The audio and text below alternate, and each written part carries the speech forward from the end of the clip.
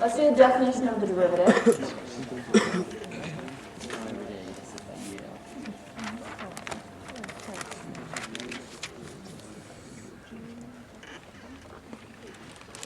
You guys feeling pretty stressed about this still? Nope.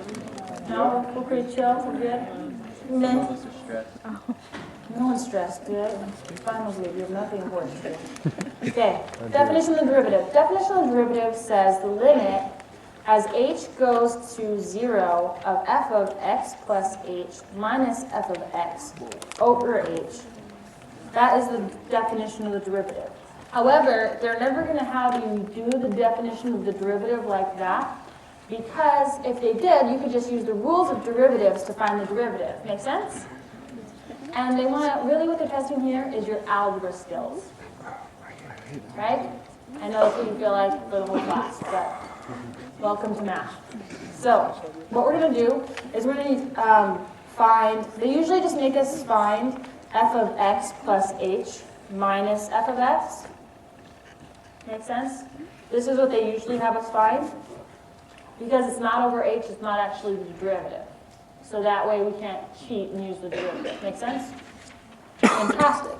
So what we're going to do now is we're going to do this part for an ugly one. I think we should do a square root one or a quotient one. Which one do you think is worse? Square root. Square root it is. Give me any number 1 to 10. 7. 7 it is. Do you want it to be positive or negative? Negative. Negative. And this is going to be, do you want it to be the square root, cube root, which root? Cubed. Okay, we're going to do cube root of just plain x, okay? This is our function. This is f of x. Okay? I'm going to write it down one more time because it's kind of messy and I think that you should be able to read it. All right, so what we're going to do now is I'm going to do this part first and show you what they would get. And then I'm going, like what you would get for a multiple choice question. Does that make sense? And then I'm going to divide it by h to show you that it is in fact a derivative. Make sense? Everyone cool? Okay. First of all, what I do, so I know if I can check if I'm going right, is I'd rewrite it. And then I would take the derivative. Because if I know what the derivative is, I know what I'm supposed to get something looking like, right? So minus 7/3 x to the negative 2/3. So if I rewrite this, that's negative 7 over 3 cubic root x squared. So I want something that looks close to this. This is going to be a pretty nasty algebra problem. I don't know if I've ever done one this ugly. But if we can do it, you can do anything they throw you on the test, right? Okay, so first off, we got to know what this notation means. This notation means whatever's on the inside of the parentheses, I plug in for x. So this is going to be f of x plus h is negative 7 cubic root x plus h. Make sense? Am I writing clearly? Am I writing big? It's kind of blurry, isn't it? How do I focus? There's a button that says focus.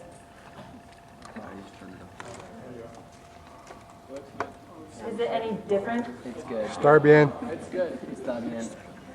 We're just going to go with it. Okay, so this part, then it would be minus the original, right? But the original was already minus. Everyone see that? So this is going to become positive. So then, just writing it down again, I have negative 7 cubic root x plus h plus 7 cubic root of x. What can I do? I need to make it so that I can combine this stuff. Actually, I really wanted the parenthesis out there. This is wrong. Okay, I'm going to take a negative 7 out, just because it helps me to see.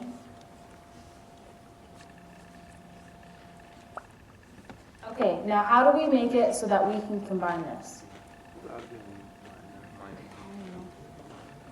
Because if you think about, yeah, it's going to be the conjugate. So what we need to do, I don't know how to explain. Oh, I know how to explain. Normally it would be over h, right? You need a minus. Michelle, that's a minus. Minus? No. In between. This is a minus. Thank you. Thanks, guys. So normally it would be over h. I'm just going to put it over 1 right now. And what they're going to do is, this is tricksy. Because it's cubed, we're going to multiply by the conjugate, but the conjugate, to make it so that they go away, the insides are squared because it's cubic root. Sure. This is harder than anything you've ever seen. This is harder than anything you're ever going to have to do. Whoa. Okay, look. So the negative 7's out front. These two would multiply. And when you multiply, right, the powers add. So the inside power was 1, and the inside power in here is 2. So it's the cubic root of x plus h cubed. Everyone seeing it? That's why we had to have the inside squared. And then these two would multiply, so that would be negative cubic root x squared times the cubic root x plus h minus cubic root x plus h squared. Am I blowing your mind? Yeah. And then these two multiply just to be x. You want to do a simple one? Yeah. You want me to change it? Yeah. Can you raise your hands if you want me to change it? Okay. Please.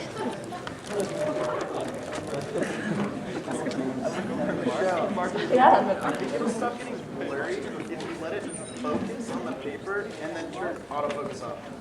So it just stays focused on the paper. You know what I mean? No, I don't know what you mean. Okay, okay, just write something on the paper, whatever. Yeah, that's fine. Take your hands away. Then take your hands away. And now click the autofocus. Now I think we're good. Because it was trying to focus on your hands and it would go blurry. Oh, I see. Well done.